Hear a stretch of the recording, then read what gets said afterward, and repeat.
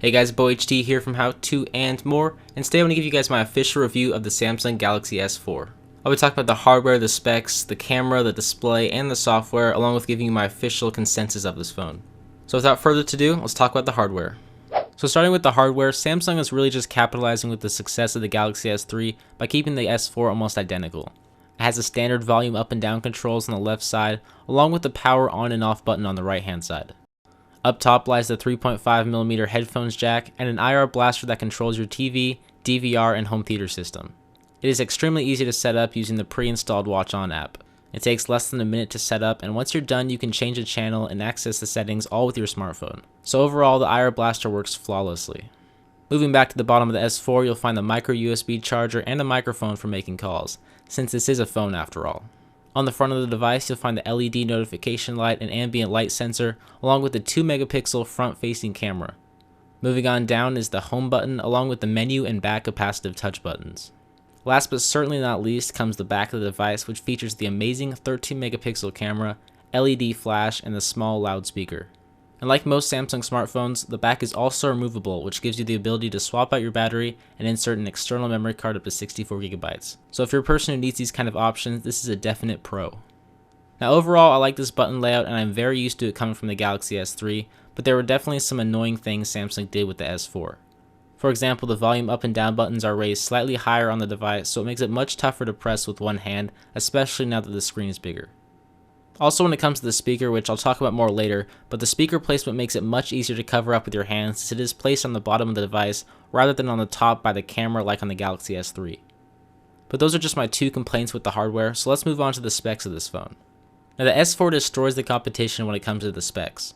This phone features a 5-inch Full HD Super AMOLED display with a 441 pixel per inch index. Just to give you guys an example of how many pixels are in this screen, the iPhone 5 has a 326 pixel per inch index, so there's a significant difference.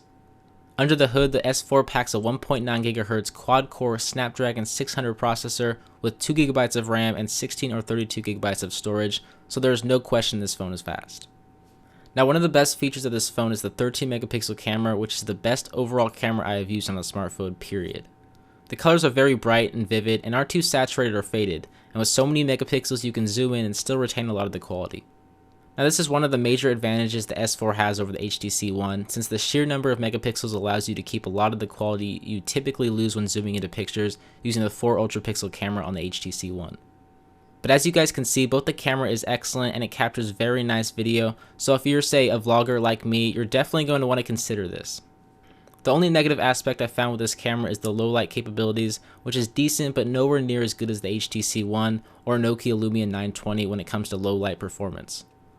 Now as for the software, Samsung has packed this camera with features such as animated photo mode, drama mode, and sound and shot mode, along with many other features you probably won't ever use but are cool nonetheless.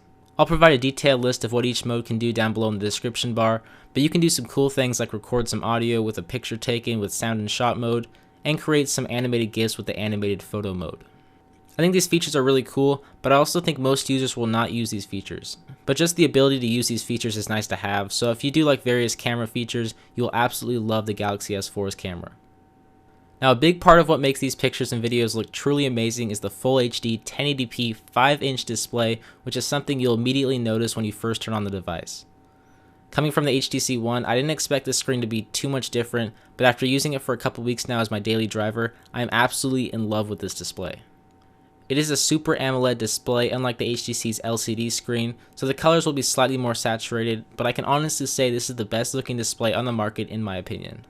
But it is completely a matter of personal preference, since some people don't like the over exaggerated colors and like a more accurate color depicting screen.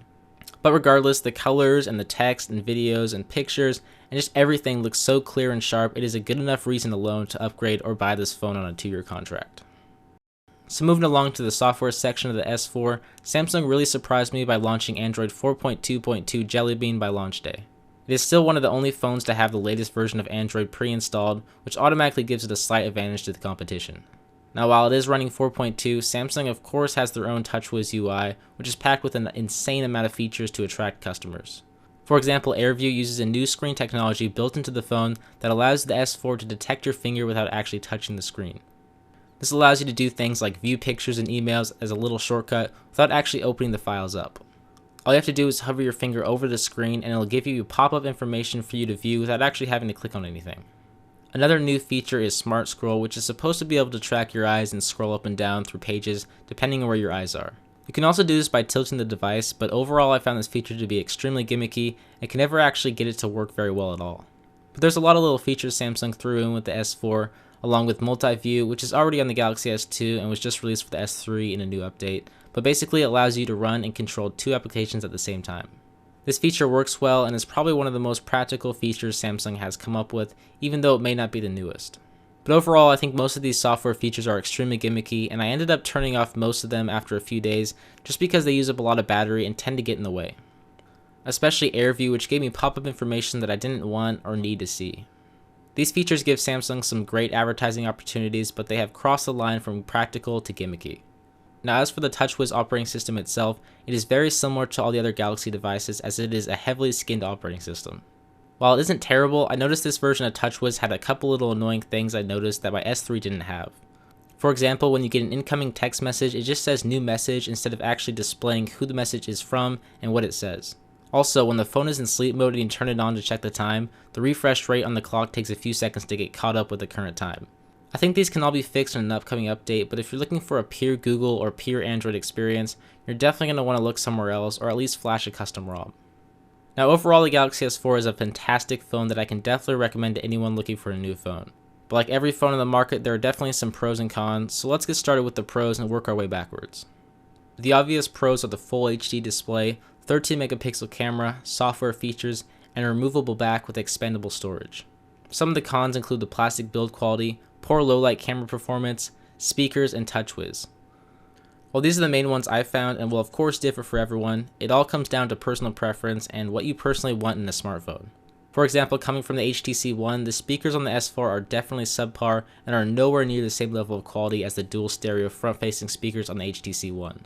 With that being said, the speakers on the Galaxy S4 are decent and are on the same level as some of the other smartphones on the market, but they can definitely be much better. Another area of personal preference comes to software. Now I love stock Android and I'm not a big fan of TouchWiz or companies that overlay Android with the custom skin in general, so I find it a con while you may like TouchWiz and all its features.